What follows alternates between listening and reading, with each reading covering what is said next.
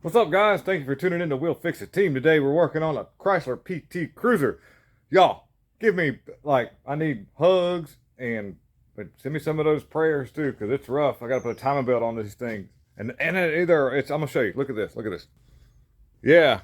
Here you go. Classic Claremont garage. Kevin, you like these things so much. Maybe you'll catch this video.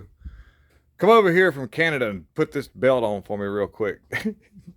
Anyhow, what I'm gonna show you and the customer in case they watch this video is before I even got started, but just moving this fuel line a little bit, I could see a drip around the O-ring on this thing. We'll address that once we get there. Not an easy thing. It's a line that can be replaced. It's a whole section of line. So I'm going to call and see if I can get a new section of line. Otherwise you have to face the consequences of trying to fish out the O-rings and putting some new ones in there and hoping for the best. But just for a reference of what we're doing here. But so what I've got is some of the stuff I've removed because I just needed to get in here and look. And I just took that off because I'm going to move.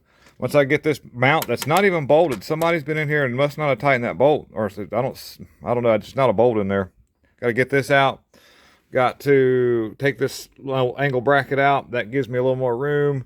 And my finger's in the way. And then there's a pulley at your harmonic balancer. It's got well, you can't see it right now, but I've got to get that plastic cover off so I can get access to the crankshaft pulley. And there's a special puller for that. And I'll show you what that is involved with here in a second.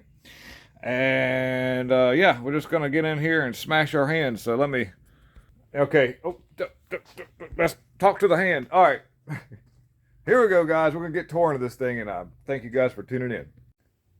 All right, so let me show you what I did. Check this out. I'll be honest with you, I probably could have got these bolts without taking the intake off, but I'm going to explain the method behind my madness in just a second. So you can see there's 3 bolts at the back of this bracket right here that hold the power steering pump in place. There's 1, 2, and then the third one is just tucked up right up underneath right here. Now, they're really fuzzy rusty, which means I'm going to have to get in there and do some turning. If I tried to get a ratchet back there, I'd be really just kind of getting little minimal turns, very minimal turns. And I'd finally get it out, and I could probably run some extensions all the way through here and possibly gotten to that. I think I've done that before. But this thing, let me flip back around to me. Let me tell you what. So this thing was brought to me because of 2 reasons. A surge idle and you can hear when it would surge idle, you hear the belt flap and hit the top of the cover. You go whenever the motor would the RPMs would fluctuate. And so in my mind, I'm like, wow, okay, so, if it's gotten out of time enough to do that, there would be usually a code that would be set, unless it's like, the exhaust cam, I don't think has a camshaft sensor on it. So there is that possibility it could get one notch off and it can cause it to fluctuate idle. However, being the fact that I've got these fuzzy, rusty bolts and they're going to be hard to get off, I'm going to be fighting those minimal turns, tight quarters working. Let's cross a few dots and maybe even put a few T's in there. The intake plenum gaskets on these things. Let me show you what I'm looking at. This could be a part of the problem and it needs to be addressed. The time that it took me to get this intake off is minimal compared to what it took what it would take to fish those bolts out off that power steering and get access to get that thing out of there, or to get the pump off of there and that plate move forward. And then I'd probably still have to go into this. Once I got it running, it would still probably have a surge if I don't find the timing off enough on the valve timing. There probably will still be a and so looking at these rubber seals, this is the one from engine to lower intake, which has the most heat on it. The one from the mid plenum that's laying over against the thing over here, those gaskets don't look that bad, but of course they don't really get as hot as the ones against the engine, but still you can actually see some solidification of carbon and different things that sort of just worked its way up under the seals, which tells me that there's not a whole lot of down pressure, because just to give you an explanation of how this works, this intake it's set up to where it can only go down so tight it's going to stop. you know, these little brass bushing things are they're gonna stop you from, you know, crushing the intake and whatnot. But you only get to squash the gasket down but so much. So yeah. So we're gonna replace these plenum seals at the same time and make it really easy to get to that pump. So yeah, thank you. And here we go. We're gonna roll on some more with it. Well, all right. Let me show you what I did now. In true step, I think getting the intake off definitely made life real nice. Because I have done this without doing that, and I've got it to come up out. But if you notice, I've got the engine pretty highly suspended or jacked up in the air. And to do that, first thing I did before I even attempted to jack the engine up at any height significant, I have removed the harmonic balancer puller. It's not on the engine. I mean, I removed the harmonic balancer with the special puller. I took that off. It's laying right there. And here is the special puller that you can get. This is what you want to look for.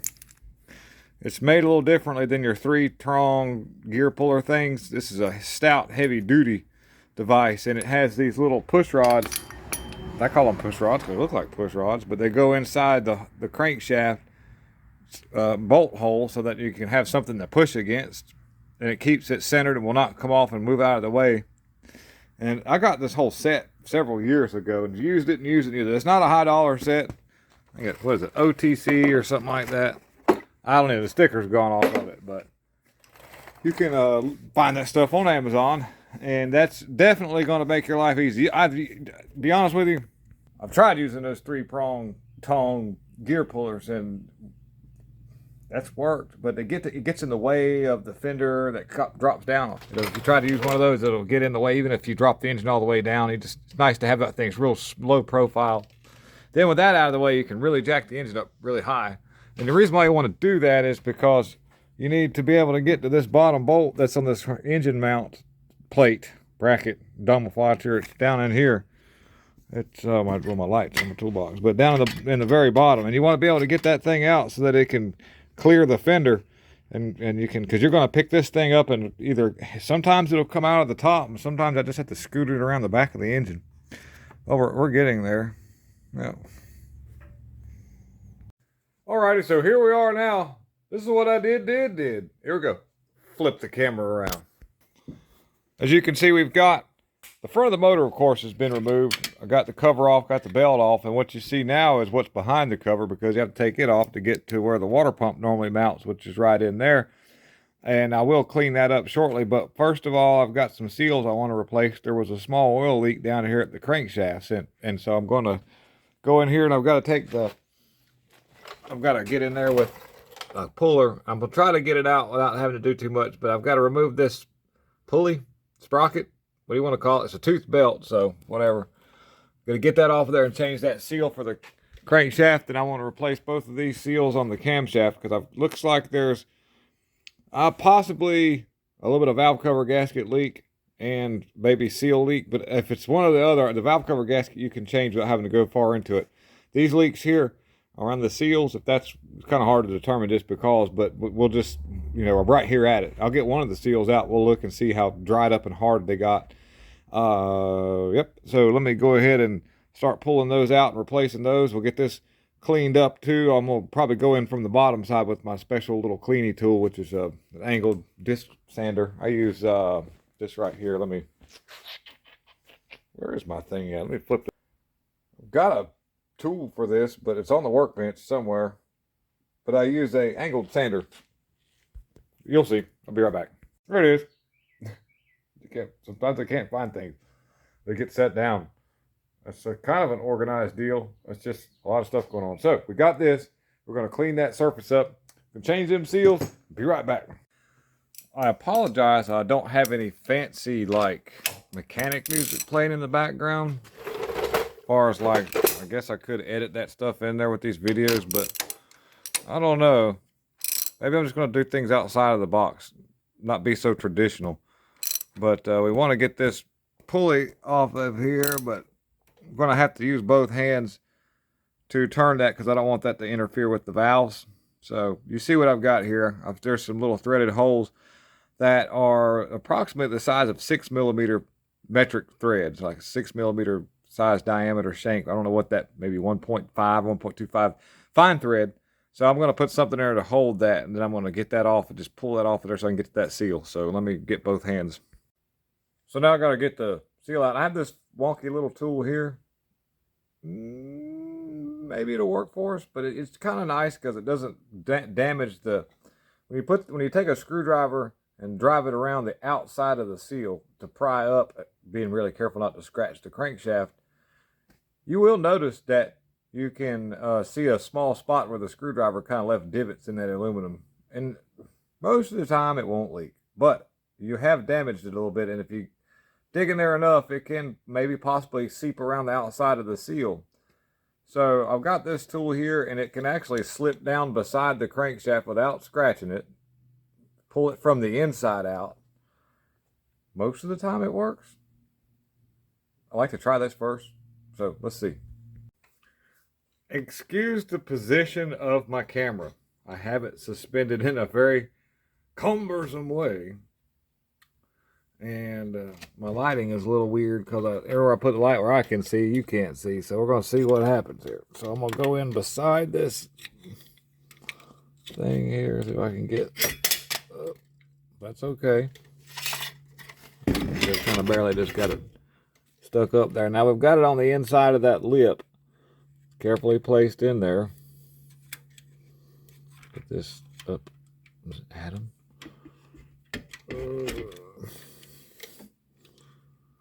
Find me a little spot to pull against.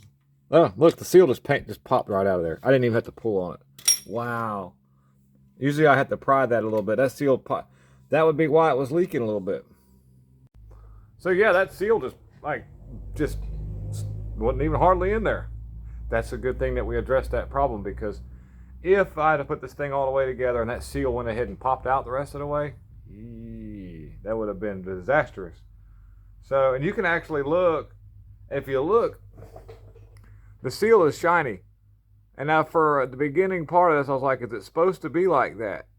And I don't think so. I think if we look at this sprocket, pulley, whatever you want to call it, I got to hold it like this, like I'm limp-wristed, because I'm just trying to get a camera shot. Hi, I'm going to hold this part like this. You can see where the rubber's been actually rubbing against that. So it's been kind of like pushed out against that for a little while there. Good deal. So we're going to replace that with a new seal, get the other two out and replace those as well. And like I say, we'll put the water pump in there. Then we'll put that plate that goes on over it, which is a plate. It's a plastic cover. Then our, gosh, at the beginning, I'm hoping you're watching this all the way through. To get those camshaft bolts broken loose, I had the motor jacked up high enough where I was able just to put a impact gun on it and zip them off. I could see the bolts right there. And I left the belt on. I did it with the belt on, because that way I don't have to worry about something happening. You can pull the valve cover off and lock the camshaft down with some vice grips, and then a lot of times there's even a hexagon shape to the camshaft underneath that valve cover where you can actually go in there and hold it with a wrench. And dude, I have done that when I couldn't get the camshafts to stay still enough to get the belt on, because you'll get everything lined up and you're trying to hold it in place and they keep moving off a notch and all that. This motor here, it probably won't be quite that bad, but if it does, I will. The valve cover is leaking a little bit, but I have done that. I've pulled the valve cover off and just clamped vice grips, clip on both sides of each cam so neither one could go either which way. But we'll get there. I don't think I'll have to do that with this. These are cumbersome vehicles to work on, though. If you ever call somebody and say, I need my timing belt put on a PT Cruiser, immediately you hear the voice of the technician go, okay, here we go. So this has been a journey so far, guys. So we're almost there. We're almost there. Stick around. So I put the keyway back in, and I just took my little brass hammer, like, just tap it right in. Make sure I did tap it right in. Okay, now.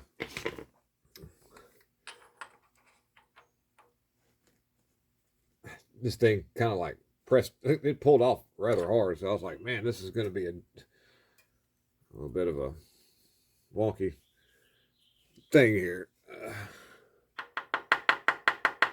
Make sure that's down all the way.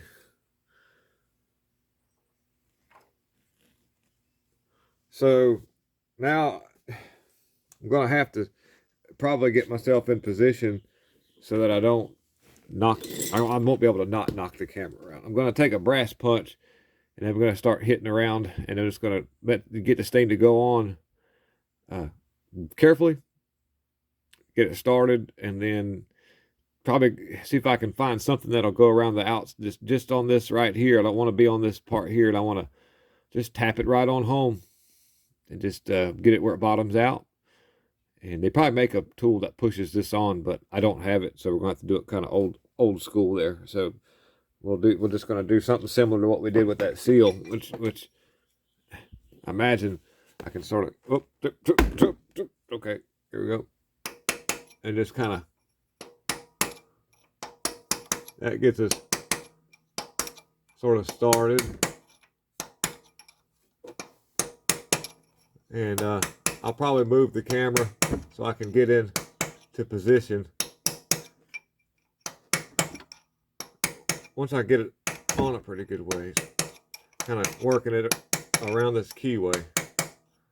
I don't want to hit directly over these bolt holes because I might need those later. I don't want to knurl those up. That's the main deal. So I'm going to do that and get it to bottom out, then we'll come back. One-handed, camera holdy.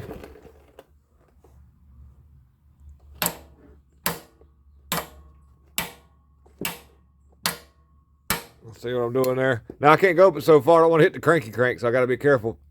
But I think I got just a little bit enough to go to get there. So it's an old bearing race that I found. So to do that till it bottoms out. All right, so I've got the water pump on after cleaning the surface really well, and used my little sandy tool thing to do that. And now I've got the new tensioner arm and bracket in place. And what you see I've done here is I did the same thing on the water pump. I used this bolt because this is part of an engine. That big plate, that bolt goes through right here and secures this, and same thing down here, and presses down on the water pump. So I wanted to make sure that these bolts would start when I put the cover and everything and the metal plate back on. So before I snugged any of these perimeter bolts up, or this bolt here at the very back, I had this through here, so that, and I knew I took it out, made sure it would go back in, so that when I put that plastic plate that goes behind all the other stuff, which I've still got to put my seals in, I'm working my way up. Then I put everything together. My fasteners will go through and not have any issue lining up with the holes, because you can get them off a little bit, and you've got a mess on it. Pull all that stuff back apart, loosen everything, try to get it lined up. So that's what you want to do before you snug everything down. And then now we're ready to put the big plate that's laying over there, that right there. I've got to put it on next after I put my seals in. Got to put my seals in. Put my seals in. Put that on. Then we'll start assembling. We'll put the pulley sprockets on. And the funny thing is like, it just, look, this is going to be tight here. It's tight.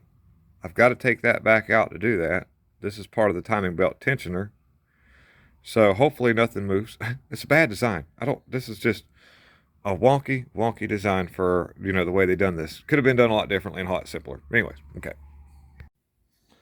Maybe we'll see how this tool works now. You see I've got it slid on the inside of that, and I'm going to just use this as a push point. So let's see, we'll pop that out. Yay, that comes out pretty easily. Same thing over here.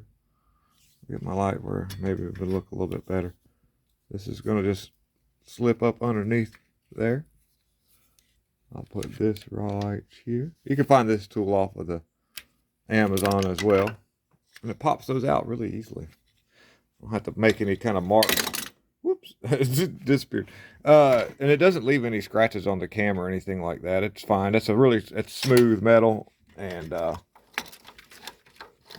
I've used this tool quite a bit for that purpose, because it just doesn't mess up any of the perimeter of this here. It looks really nice when I get that one. So now I'll clean this off with brake cleaner and a little brush to clean any carbon off, and right here as well. And then we'll put us a little grease on the inside lip of the seal so that it goes not on the dry metal. And then I can usually push these in by hand, but sometimes I have to use something similar, a little something to just tap it in, just get it flush. That's all. What do we got here? Got the belt on. So if you're going to do this, be prepared that it is difficult to get the belt on with everything lined up. What I did, luckily, this thing was running when it came in. It was just the tensioner was bad.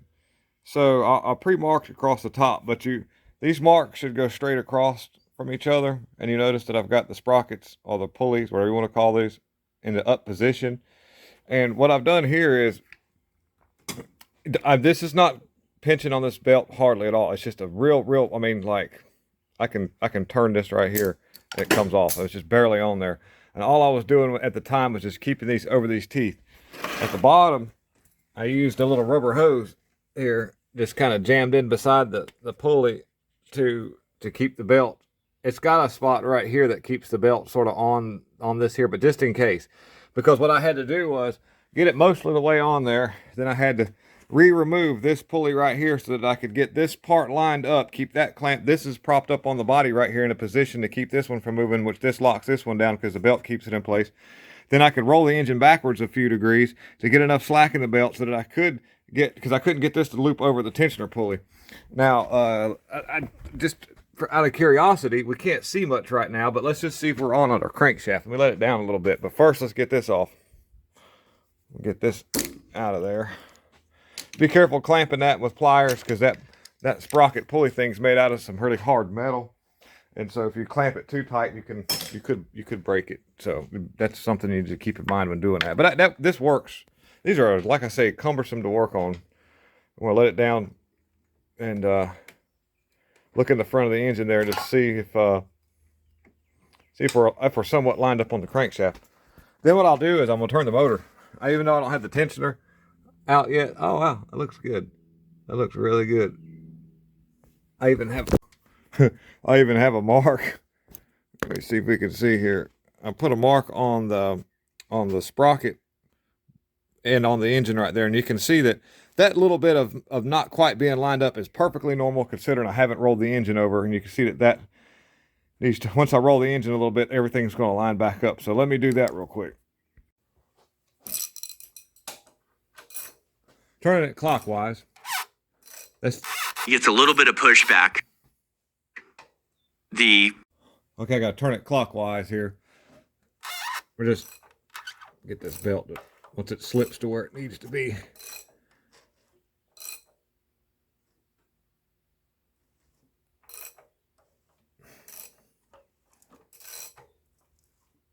And by the way, it's a 1-to-2 ratio. In other words, it takes, 2 to 1.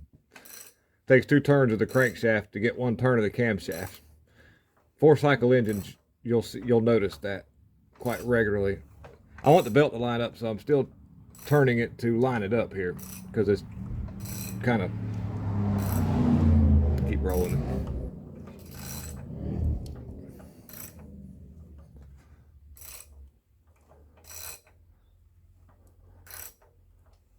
Because I had it all sideways and wonky and everything when I was working with it.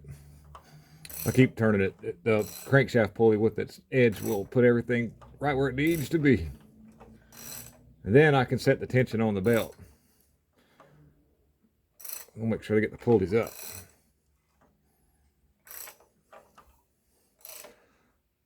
Okay. When it's up, it's up. Now we'll run that there. Now, there's down here in the bottom, I've got to use a little, I'm going to use a 1/4 drive breaker bar.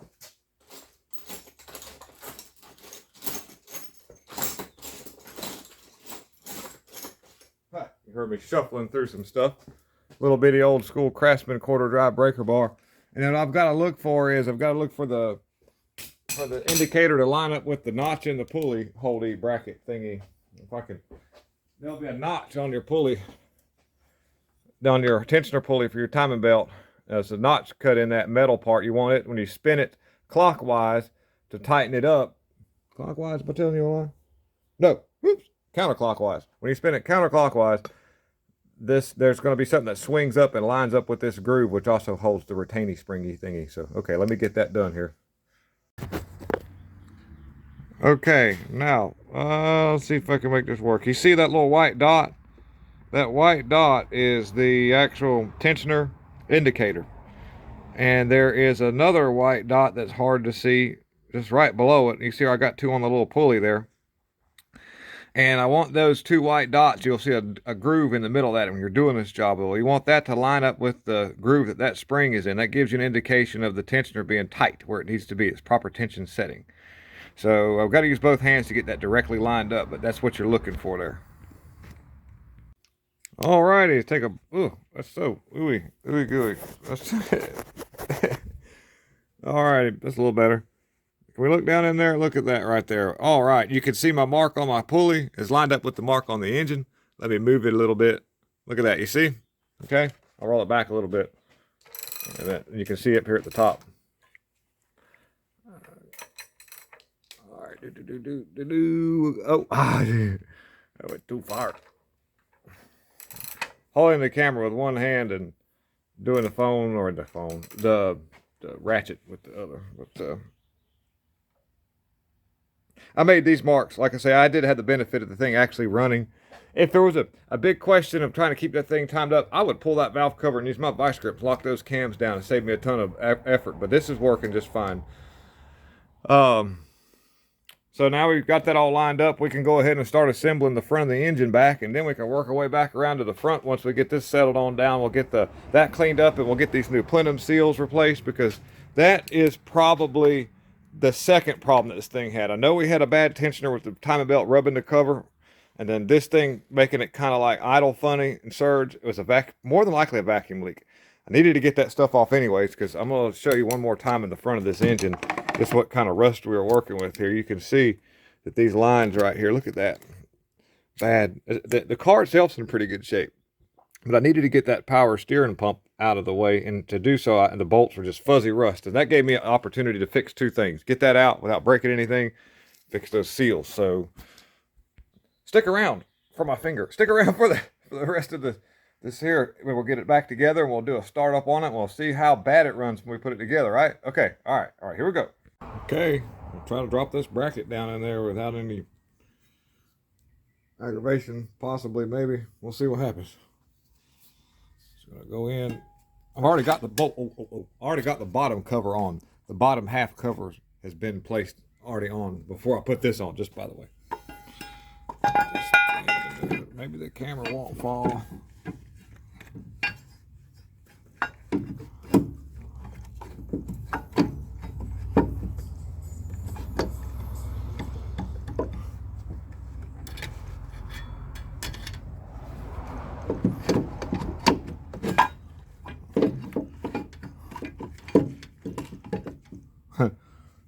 Trying not to knock the camera over.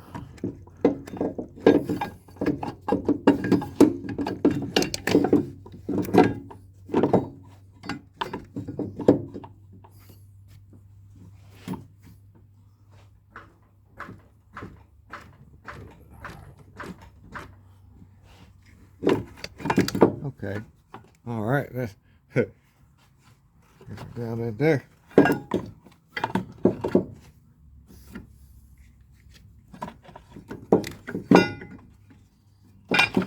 Okay, all right, good deal.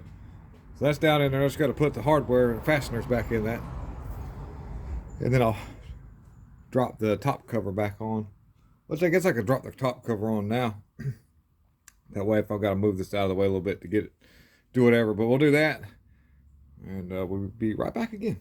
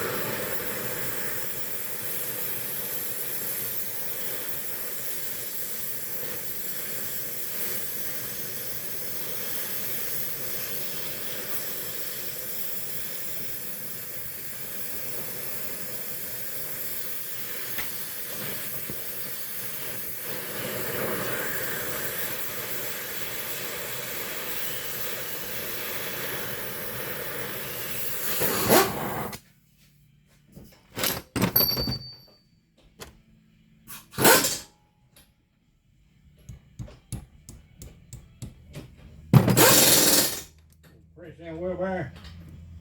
What are you putting that? Trying to get a broken bolt out of this bracket. Oh. That's right.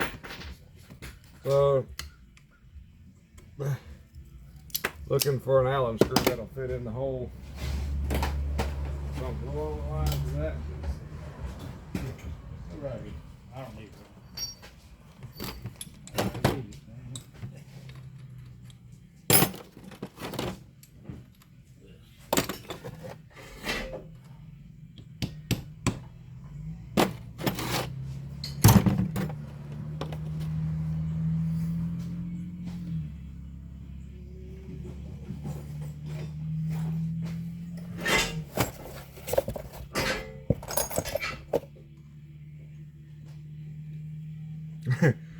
This isn't gonna work. It never does.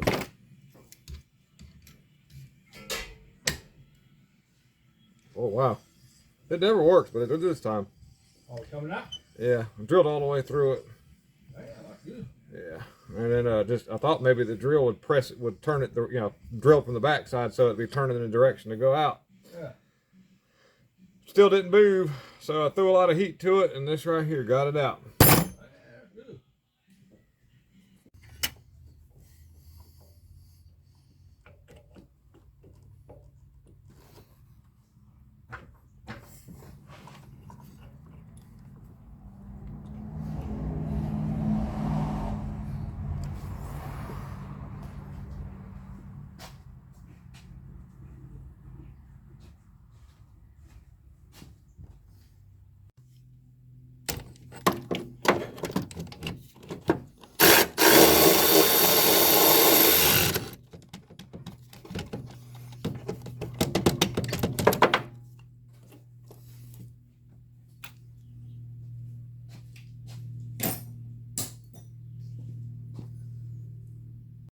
Putting in this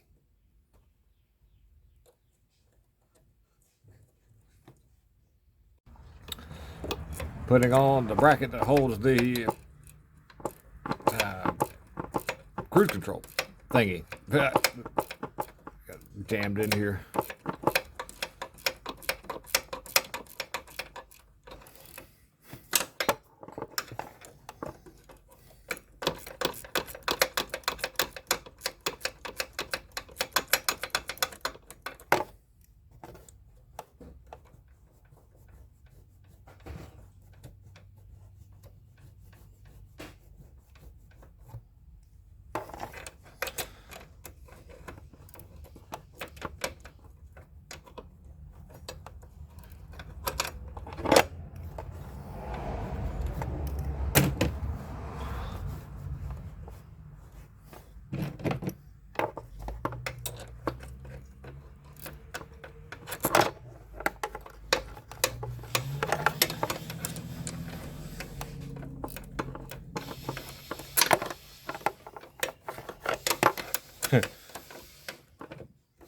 Stiff for a second, it loosens back up.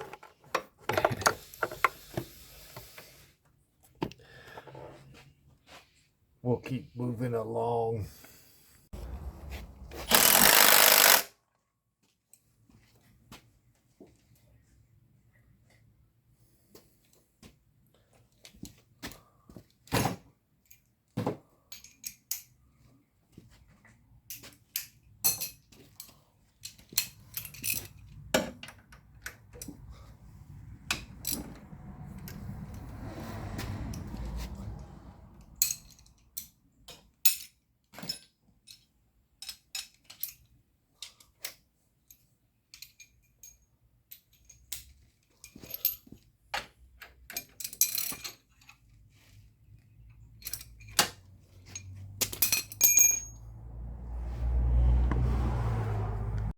All right.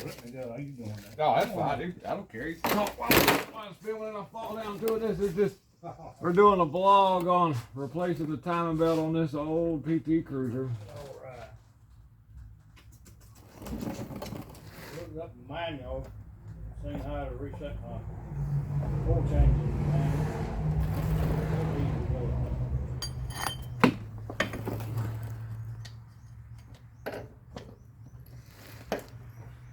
around through that there.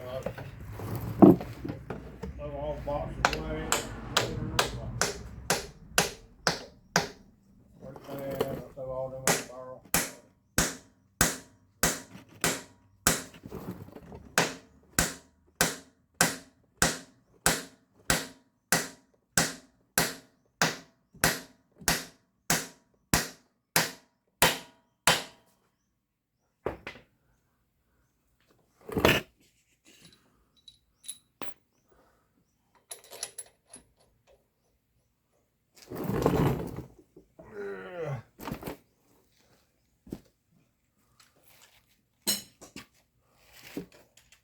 I went to the doctor last year. Between last year and this year, I've lost like 9 pounds.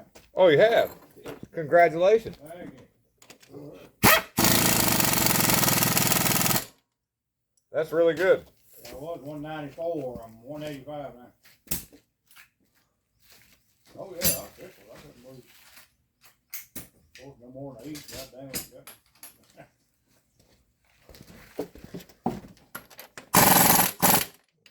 Yeah. And I don't not eat on purpose. I just don't want that meat part of it. Well, I'm a big advocate of well, not drinking sodas. Oh, I don't do that at all. That's where you just do that one thing. If you can do that one thing, it'll at least level you off, or you'll lose weight just by doing that one thing. It will. Especially people that drink a lot of soda. Patty and Haley and Michael. He drinks all drink too. Yeah, that's a death sentence. Oh yeah. Stuff they put in there is designed to hurt you. Oh yeah. Yeah. Britain's always been like that. They know more about it now. That makes me wonder, I don't know, back in the day, Coca-Cola had cocaine in it. My friend call it Coke. Yeah. And you got cocoa leaf or something, or cocaine or something. Well, the trick of the day was you would if you wanted to work late out there in the field, you could put an aspirin in that Coca-Cola and let it fizzle down and drink that thing and work all night long. Hell yeah. All right, everybody. So here we are with the PT Cruiser, and it's been sitting in the shop for several days because I've been waiting on this fuel line to come in. And man, I'll tell you, this is, I guess, what you want to call We'll Fix It team drama. Let me show you a little something what I've got here. If you remember at the beginning of the video, just before removal of any of the components, we've seen a small fuel leak dripping down over here off of the fuel rail. You could even see it drip a little bit, and it was a little damp around there. So I knew that was going to be somewhat of a problem. I hope I can give you a picture of what I'm working with in here, and I've cleaned it up the best I can. Let me see here. Okay, this light doesn't do very well shining with my phone here. I've emery clothed that connection to the best that I can. I'm trying to get it in focus here, but you can still see that there's some rust and corrosion there, but I believe I've got enough of it off. Now, let me explain now here where we're at. I ordered this part Monday. It was suspected to be in at least by Friday, at the no later than Friday. I called the people that I ordered this part from special, and they said, oh, it's on its way back because the address that was put in was incorrect. I gave them the correct address. And so, yeah, that happened. So now what I'm going to have to do is try to repair this fuel line. And I'm going to clean it. I clean the inside of it up real good. The O-ring that's inside of it's very specific. It's not like your older school ones where you just a round O-ring. I don't know what's going to happen here, but this thing's got to get out today because this guy needs this car. So we're going to put it together after I do my best to repair this. If it works, I'll tell you the repair. I don't want to, I don't want anybody doing this and thinking that this is all I can do right now. None of it, this fuel rail or this fuel line, this thing right here that snaps over it is very specific to the vehicle. Nobody in aftermarket land has it. Amazon doesn't sell it. They don't exist on eBay. The only place I found it was on this MoparOverstock.com. So, anyways, they messed me up. This is part of the name of it. Working on these cars, fixing cars is one thing. It's actually probably the easiest part of my job is repairing the cars. This is no joke. When it comes to working on stuff and fixing it, that's the easiest part of my job. It's actually getting the parts, getting the right parts, getting them on time, getting the jobs to roll through consecutively so they can come in and out of the shop, because it's one person trying to get work out. If you get one job that does this, it can mess up the whole week in 2 weeks. It's like a ripple. So this is a little bit of We'll Fix It team drama right here. This is me going, I really want to actually grab something and bend it and break it and beat it, but I've got to succumb to my mechanical anger and just persevere, and hopefully I can get this thing to work. So stick around. We're going to get this thing running today. And thank you guys for being here, and thank you for all the support. All right. Fix it, selfie. Fix it, selfie. Fuel line's not leaking. I'm okay with that. Flip the camera. All right. Right now, I know my light's really blurry. I'm not seeing any leak right now. We're going to keep an eye on that. We don't hear the belt rubbing the cover anymore either. That's a good thing.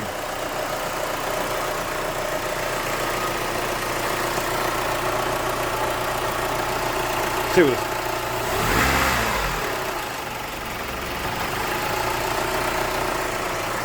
I had the battery disconnected, so it's still learning how to idle a little bit, but it seems to be running a lot better. It doesn't have the surge that it used to. Before it would go, so I think our plenum seals being replaced, that helped a lot. The belt not flopping around and moving in a little bit, that helps a lot. So we're going to see what happens. We're going to let it run a little bit, let it warm up, then we'll take it up the road. Alrighty, so we're going to drive this thing up the road, see how it runs. Flipping down, all right. Get up over the thing, get around.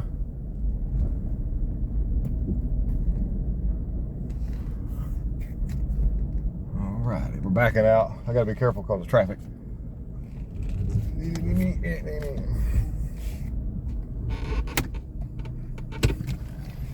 Here we go.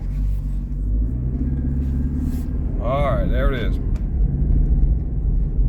That's not the dash doing that. That's, for some reason, my camera doesn't pick up very well on the LED lights. And I'm not wearing my seatbelt, so we're gonna hear a little ding. Wow. Running good. For the old PT Cruiser, got 187,000 miles on it. All right, dinger.